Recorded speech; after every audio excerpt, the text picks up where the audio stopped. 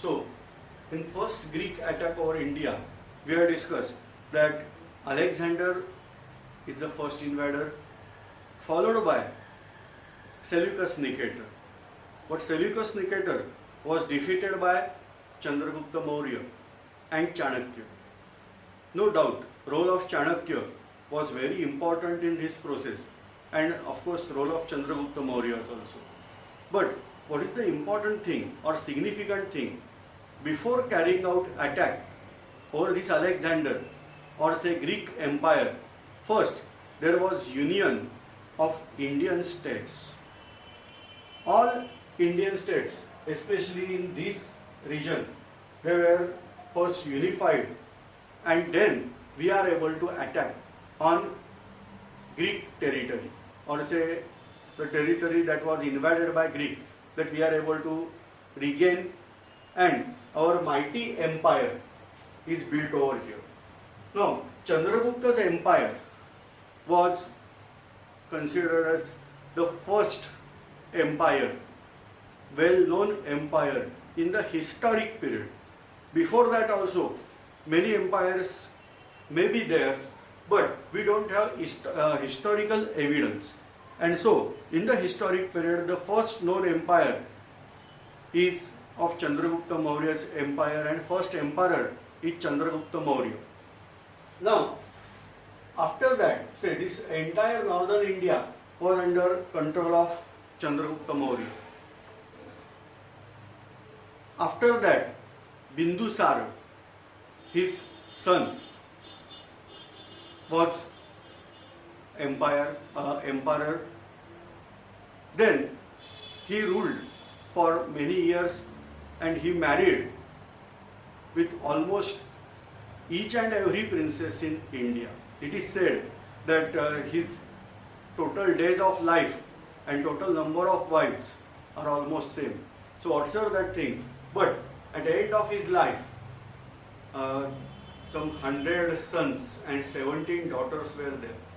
So huge population was developed by Bindusar. I don't know exactly whether Bindusar is son of Chandragupta Maurya from that Greek wife, because I am not able to get that evidence that Chandragupta Maurya was having one wife as the daughter of Seleucus Nicator, that was Greek. But Bindusar was from her or from anybody, anybody else, I don't know.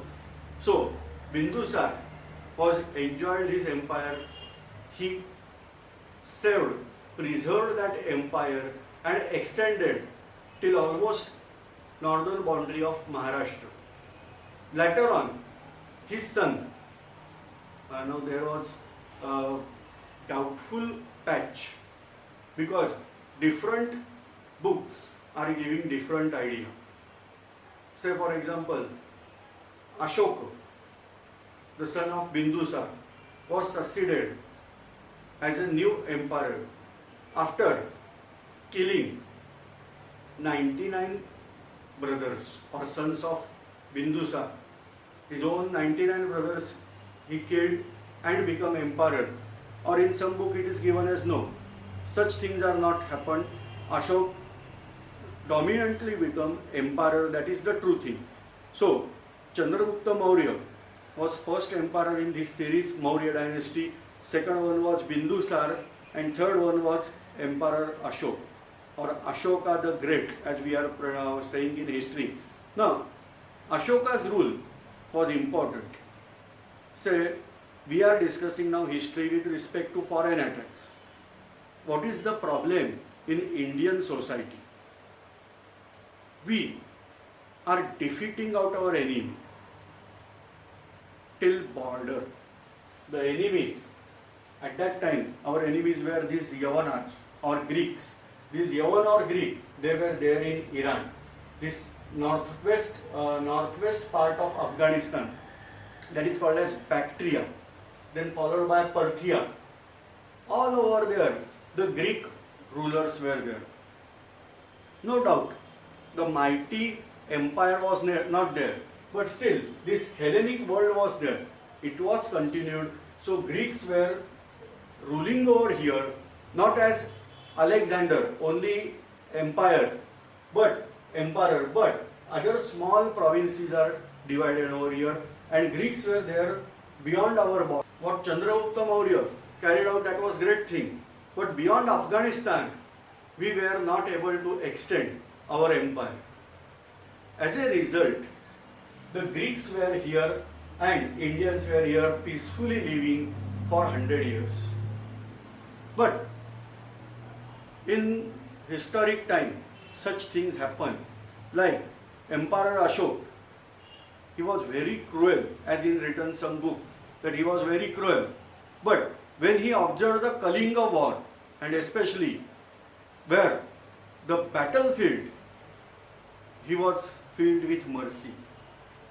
And ultimately, after careful thinking and discussion, he accepted the Buddhist sect. I am not purposefully saying religion over here. Because what we believe, that Buddhism is sect in Hinduism. Whatever the principles we are discussing in other lecture. So, sometime I may say religion, but rather the correct thing is that sect. So, Buddhism was accepted by Emperor Ashok. No doubt that everybody is having freedom. One can do whatever according to his own wish, but it should not having impact on other part of society. But whatever the carried out by Emperor Ashok, he accepted Buddhist religion, and then he intended his life for spread of Buddhism. That was also great thing. But he ordered his own army that don't care of foreign attack. If somebody wants to invade you, let them invade. Let them attack, but don't fight. Now, because of Emperor Ashok, Buddhism spread in variety of nations, especially in Asia. You can able to visualize here this entire portion of his empire in the Central Asian provinces, Tibet, then parts of China, then this much part, that Thailand, Vietnam, that Japan, Indonesia, Malaysia, and even in the Western world, in Iran. We have evidences that Buddhism was much more spread in the world in those times. So principles of Christianity are also having similarity with principles of Buddhism, especially truth, non-violence, like that principles, they are from Buddhism. Now spread of Buddhism was in very good condition, especially during reign of Ashoka. But after Ashoka, Indian borders were reopened for Greek invaders. The Demetrius is the name of Greek invader. Now they are called as predominantly Yavan. And in Indian history, now we are calling them as Yavan, because no doubt they were Greeks. But now they don't have connection with their own nation for hundreds of years. Say, this is the Graecia, and these fellows were ruling in this part. Now that was much more away from Greece, and they settled over here. So they are called as Parthian Greeks, Bactrian Greeks, but in Indian language we are calling them as Yavan or Pahlav. From Parthian Greeks we are calling them as Pahlav, and Bactrian Greeks or simply Greeks or non-Indian, we are calling them as Yavan. So these Greeks were called as Yavan. So Yavan Emperor Demetrius now invaded India from Khyber Pass. He attacked and reached till Sistan or Sialkot also. He made his capital at Sialkot in Punjab. Then he invaded this region He even crossed Bias River. Now see the fun. Alexander the Great not able to cross Bias River. He tired till Bias River. But this Demetrius, not pure Greek, settled Greek for 100 years, and then he was able to cross this Bias River easily, and then he crossed the entire Punjab, Uttar Pradesh, and reached till Ayodhya. This is the greatness of Buddhism in India. Especially the non-violent nature is developed in Indian society in those times. For this you can refer that book I have mentioned, Six Glorious Epoch, written by Swatantraveer Savarkar. It is available on website www.savarkarsmarak.com. Free download is there only after free registration. So you must download his book and go through that. You will find that these Greeks were entered till Ayodhya. Now Kalinga. Kalinga means this part of India, especially Orissa. So this Kalinga, there was a ruler named Kharvel. So Kharvel was able to defeat this Bactrian Greeks, Demetrius. Demetrius was defeated from this part. So he was able to reach till this Ayodhya part. Then there was attack and Demetrius left India. So this is the glorious part in Indian history. But what is the problematic part? That there was rebellion in Kharvel's empire. And ultimately Kharvel was not able to defeat Demetrius till end. After that, another Greek invader, his name was Menander. He was considered as Parthian Greek.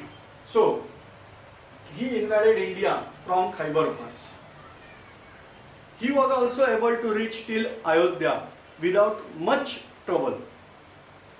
The reason is that we develop a new policy that surrender the king, surrender the foreign invader, but don't fight with them. That non-violent principle was much more spread in India, and therefore our army was not able to defeat this Menander also. Now this was something problematic part in Indian society, that when Alexander the Great was invading India, there was tremendous trouble for him. Indians fight, and of course we are the winners of that battle. But after that, this Demetrius or Parthian Greek, that Menander, these fellows were able to invade India very easily. The reason lies that the lack of fighting spirit in Indian army, especially because of certain principles of non-violence. Now in the reign of Menander ruled over here almost for 4 years. He settled in Ayodhya first. He wants to, at that time, he was able to justify that what are the problems of Demetrius, why he was not able to stress or stretch his empire beyond Ayodhya. And so Menander decided that we have to set in Ayodhya first, we'll make settlement here and then carry out invasion further. In the Ashoka's empire, certain non-violent principles were spread. The next ruler of Ashoka or Maurya dynasty, the last ruler supposed to say, that was Brihadratha Maurya. His general was Pushyamitra Shunga. Pushyamitra Shunga was not following Buddhism. He was actually, Pushyamitra Shunga was having enmity towards this Greek, because we are not going to invade Graecia, we are not going to invade Parthia, but these Greeks are again and again invading India, And so, this Pushyamitra Shunga first decided to conquer the throne at Chandragupta Maurya. Chandragupta Maurya conquered the throne by assassination of Dhanananda. Try to recollect his original name, Mahapadmananda. So, he was able to capture the throne. Same way, Pushyamitra Shunga carried out that assassination of Brihadratha Maurya, the last ruler of Maurya dynasty.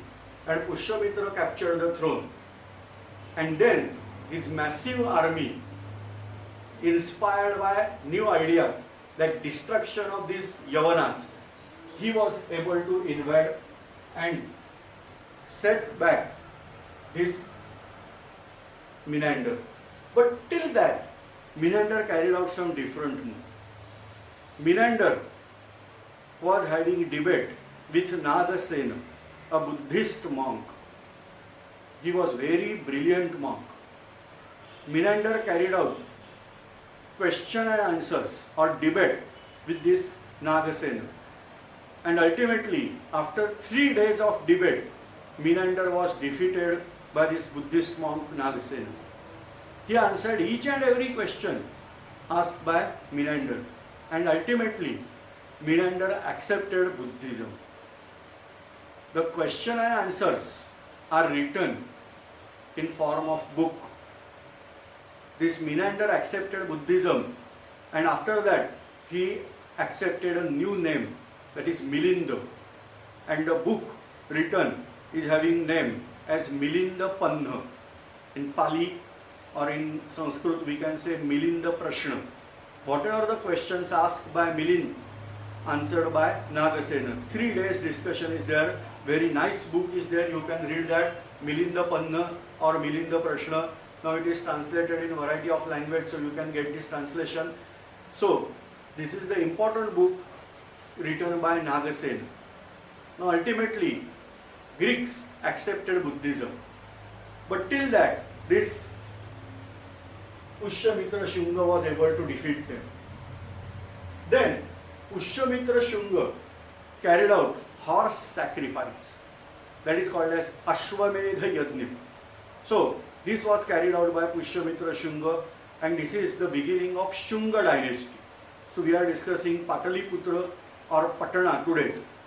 The first dynasty in history, known history, that is Shishunaga dynasty, then Nanda dynasty, then Maurya dynasty, and now new dynasty that is called as Shunga dynasty. Now these Greeks were defeated back. This was the final attack of Greeks. So we have to consider 3 attacks carried out by Greek. The first attack, that was by Alexander the Great. Second attack, that was by Demetrius. And third attack, that was by Menander. Don't consider attack of Seleucus Nicator, because that is only one part, that Sikandar or Alexander, and after that immediately Seleucus Nicator. This was the final attack of Greeks carried out in India. Now we have to just move outside the India. Here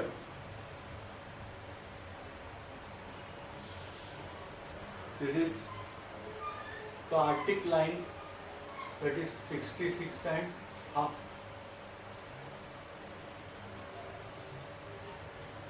You are aware that as we are moving inside the continent, the amount of rainfall decreases. Here, particularly, this is the Mongolia, that is the desert, that is called as Desert of Gobi, or in Mongol language, Gobi means only desert. A small ice age was there. Because of that, from this Arctic circle, whatever the territory, it became snow covered. The winter season was now prolonged, and continuous prolonged winter season decreases the production of food in this region.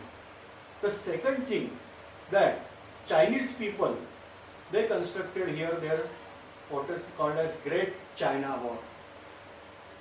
In first lecture we have discussed, this was the territory of Mongol. Now we call them as Hun.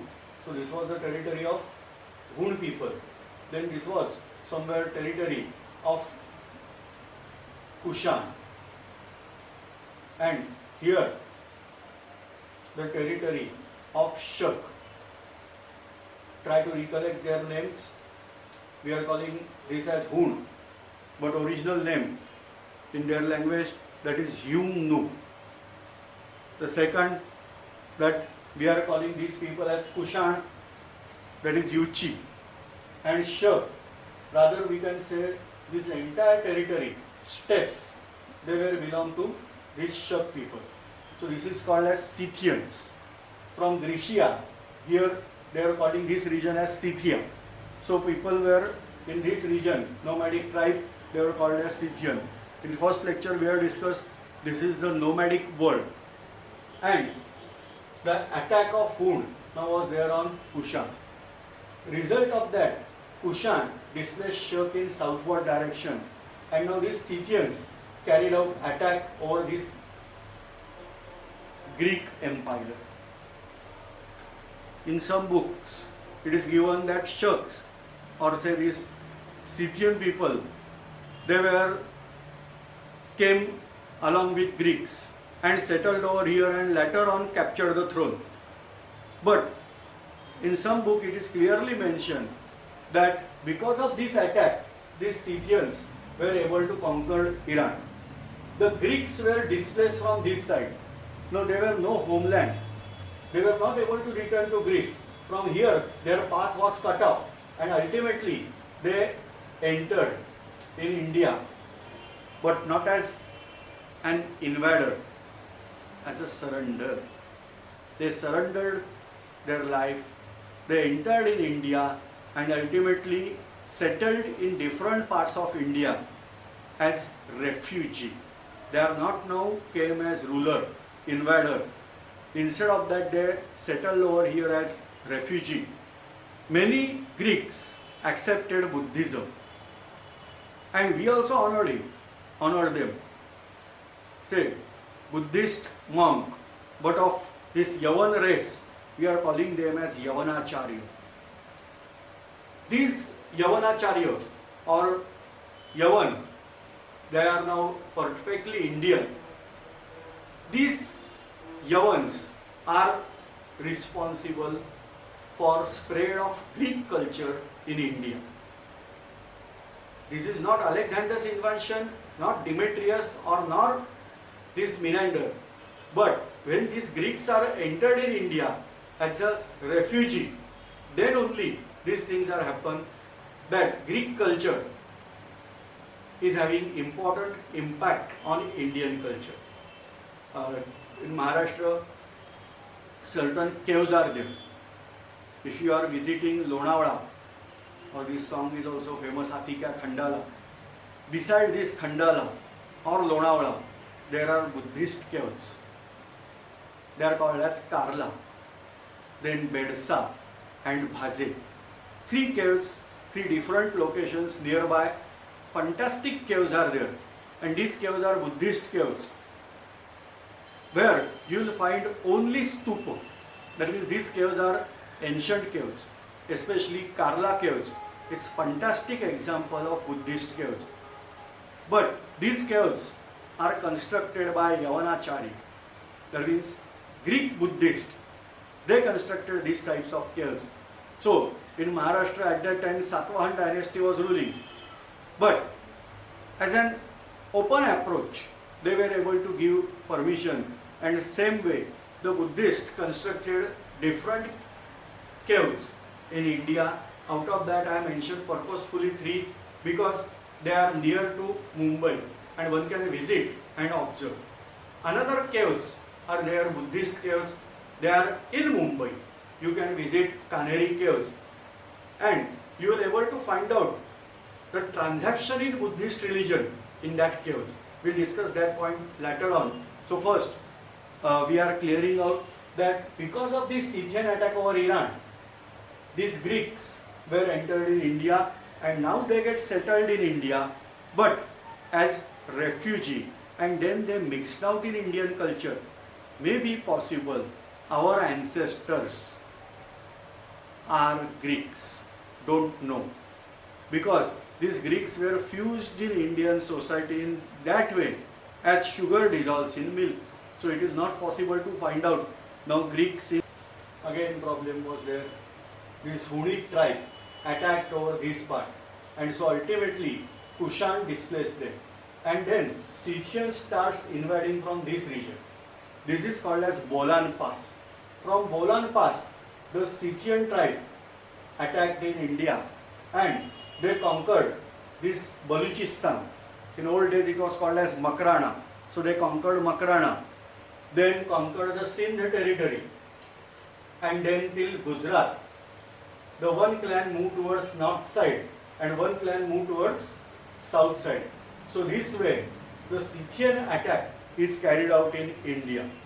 Now these Scythians we are calling as Shak, or in many Sanskrit inscription we are calling as Sak. So this Sak or Shak, or some may say Kshatra. This Kshatra race, Sak race, Shak race or Scythians, they invaded this part of India, and then in Maharashtra also they were able to penetrate and one towards north side, where Yaudheya were still ruling. Malo and Shudrak, they were also ruling. So in north side, this Scythian attack was stopped by Malo Shudrak and Yaudheya. Whereas in south side, initially this Scythian attack was stopped by Satavahan dynasty. Now let us discuss. In Ashoka's empire, Satavahan dynasty was not established. But after end of Ashoka's empire, Maharashtra was freed from this Maurya empire, and Simukh, or properly we can call it Shri Mukh, was the first ruler, very cruel ruler. He established Satavahan dynasty and Maharashtra was set free from this Maurya dynasty. Later on, this empire, Satavahan empire, was spread in South India till Andhra. Their capital was Pratishthan, that means Paithan, in Aurangabad district of Maharashtra. Their capital was there. This Satavahan dynasty, the Satavahan kings were able to fight with Shak in initial stage, but later on they were also defeated by Shak. And then the next Satavahan ruler, that was Gautami Putra Satkarni or Shalivahan, he was able to defeat this Scythian dynasty. The Rudra Daman is the name of Scythian king. Now the Scythians accepted Vedic religion and stayed in India. The first few rulers are having crude name like Nahapan, but later on Rudra Daman. So like that, Rudra Daman was defeated by Shalivahan. Many people says that from that period, the important calendar starts, that we call as Shalivahan Shaka. Shalivahan Shaka means the day on which Shalivahan defeated Shaka. So that is called as Shalivahan Shaka. That battle was carried out somewhere in MP part, Sanchi. And then these Scythians become feudal of Satavahan dynasty. This was the victorious part of Satavahan dynasty, that they were able to defeat these Scythian rulers. But again that same problem. We are able to defeat them, but not set back or set outside the India. They become feudal of Indian king, but stayed over this region only. So in history you will find this again and again, that Scythian rulers or Shak name is repeated. This is the thing, that Central Asian tribe from here, which was wandering here in steppes, they were able to enter in India and have permanent settlement in this part of particularly northwest part of India or western part of India. Rather we can say this Scythian or Shak people were permanently settled. They accepted Vedic religion, but they settled over here. Now we don't have even names of these people. they were also mixed in our society in that way that it is difficult to find out. But in Punjabi community, one surname is there, Saxena. You can able to determine that name as Sak. Same way in Maharashtrian community, one surname is there, Sakpal. So Shakapal, Sanskrit word. So like that we have to trace back. But properly speaking, the Scythian culture was not there. No, that was changed in Indian culture. So we absorb Greeks, followed by we are able to absorb Shak or Scythians. We have coins of these Scythian kings, especially ruling over Gujarat part. Later on, these people mixed in Maharashtra also.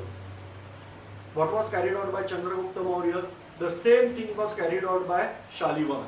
Chandragupta Maurya was able to marry a Greek princess, that Seleucus Nicetas' daughter. So same way Rudraraman's daughter was married with Shalivan king. And this way Scythians get mixed in Indian community. So this is the end of Scythian dynasty. But the Scythians continued to rule. No doubt they accepted the supremacy of Satavahan king, but continued to rule. Or this way we were able to defeat this Scythian invader. Especially this Satavahan, or later on they are called as Andhra. This Satavahan or Andhra, they were able to defeat this Scythian dynasty or Scythian rulers very well. Later on, these Scythians ruled over India as a feudal of this Satavahan dynasty. But important fact is that Scythians were not completely rooted from India. They were just staying as feudal, but they continued to rule over here and mixed in Indian community. But after prolonged period, because followed by that, Kushan entered here.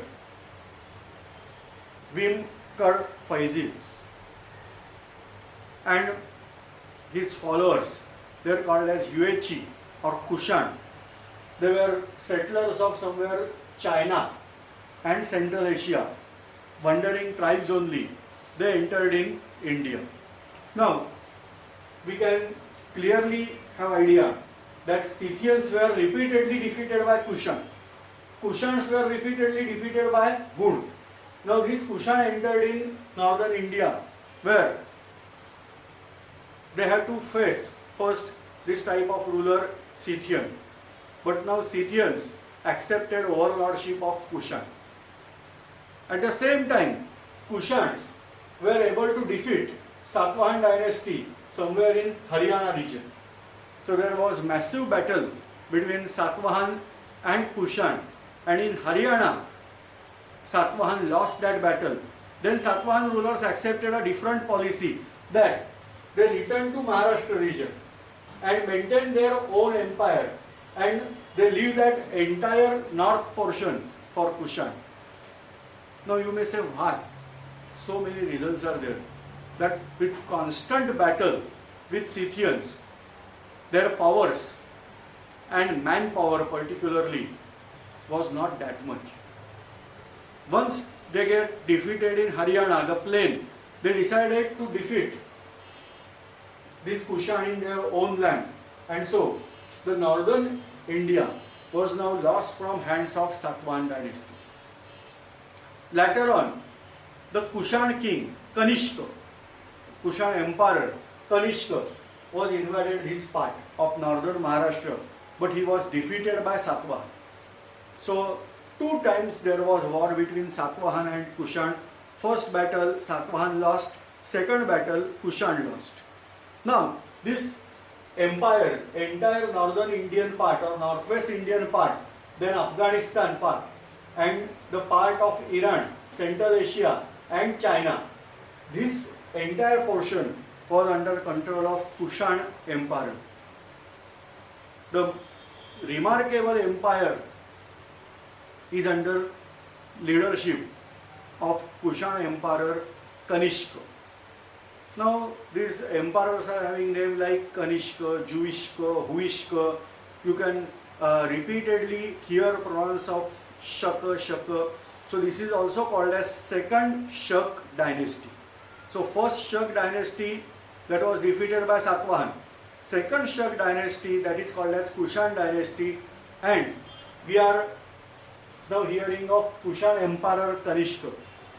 He was remarkable emperor. In his reign, second World Buddhist Monk Conference was held up, and ultimately the Buddhist monks accepted that okay, in Buddhism there is nothing mentioned about God, but we can accept Lord Buddha as God, and we can produce his idol, and then we can start idolatry.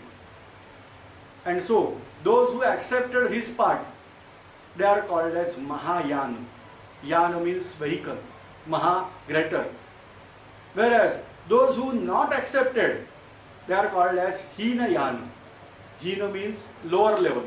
So your path is of lower way, our path is of higher way. So this is modification in Buddhist religion carried out by a foreigner, that Kushan emperor Kanishka carried out this modification in Buddhist religion. No doubt the backbone was this Kushan emperor, but literally this was carried out by Buddhist monk only. So whatever original Lord Buddha's religion, that is not followed, and some modifications were carried out. So Mahayanism was introduced in Buddhism. So this way two sects were formed in Buddhism. They are called as Mahayanism and Hinayanism. Third sect was there like Hatha Yoga in Vedic religion. Same way Hatha Yoga was carried out, practiced by Buddhist monk. They are called as Vajrayan. Vajra means undefeatable, the weapon of Lord Indra. So they are called as Vajrayan. So three sects we have to discuss: Mahayanism, Hinayanism and Vajrayanism. Out of that, now also two sects are continued, that is Mahayanism. Whatever you are observing Buddhism, if you are observing idol of Lord Buddha, that means it is Mahayanism. Now let us go for that Kanheri caves. Kanheri caves were constructed for prolonged period of 1,000 years. So initially the Buddhists were not having any idea of Mahayanism, because Mahayanism was yet to determine. And so all Buddhists were only Hinayanism. They used to make stupa. Stupa means something like this figure. A dome shaped part is there, and many times some thing is placed over here. So this type of figure, like resembling to Shiva Linga, this type of figure, that is called as stupa. There is nothing inside that, only like strong and solid part. So this is stupa. So in caves, suppose you are able to observe this type of stupa only and no idol of Lord Buddha, then that is the Hinayana. So in Kanheri caves, you will find that variety of caves, they were having only stupa. So that means they belong to Hinayana. Later on Mahayanism was developed because the caves construction were continued for 1,000 years. So later on Mahayanism was introduced, and then you will able to find idol of Lord Buddha in the cave. That means that is the cave of Mahayanism. If you visit Ajinta and Ellora, the world famous Buddhist caves, they all belong to Mahayanism. Simple reason, say visit Ajinta, in every cave you will able to locate out idol of Lord Buddha. That means this is Mahayanism.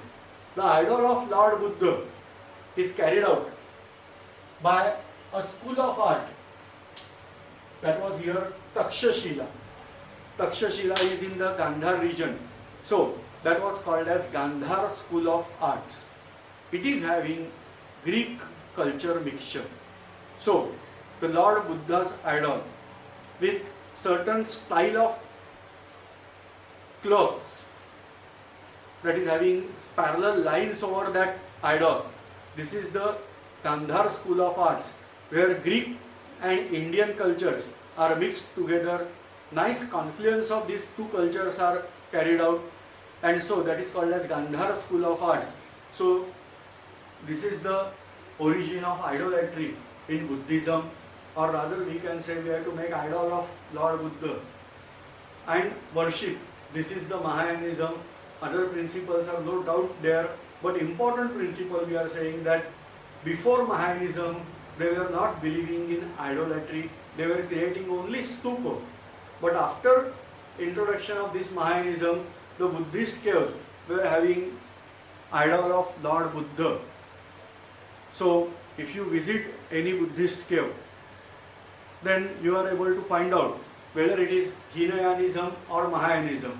You can visit Pandavleni in the Nashik district, near Nashik city only. You will be able to locate.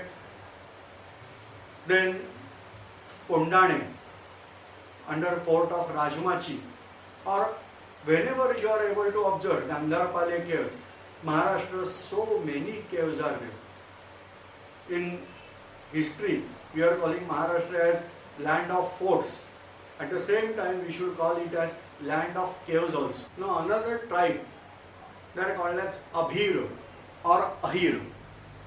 They were entered in India from prehistoric period. At the end of Mahabharat war, when the death of Lord Krishna was there, after that Arjun was moving from this Dwarka. Here is the place of Dwarka. From Dwarka to Hastinapur. In that journey, Arjuna was attacked by certain nomadic tribes. They were called as Ahir or Abhir. These tribes slowly moved down towards Maharashtra, and ultimately this Satvahan rule came to end in Maharashtra because of this Ahir or Abhir tribe. The northern or northwest Maharashtra was conquered by this Ahir. You can find out there is one language that is called as Ahirani language. Maybe possible the origin is in this Ahir people. So northwest Maharashtra was invaded by this Ahir people, and ultimately the Satvahan rule came to end from this Maharashtra region. But this rule continued in Andhra. And so properly one can say that Andhra region or this Satvahan dynasty as Andhra dynasty, because later on for so many years this dynasty was ruling over Andhra Pradesh. In the region of Patna, another dynasty was originated, that was Gupta dynasty. No doubt they were having also name as Chandragupta, Samudragupta. But please consider the first Chandragupta, that was Chandragupta Maurya, and that dynasty was called as Maurya dynasty, whereas this dynasty was called as Gupta dynasty.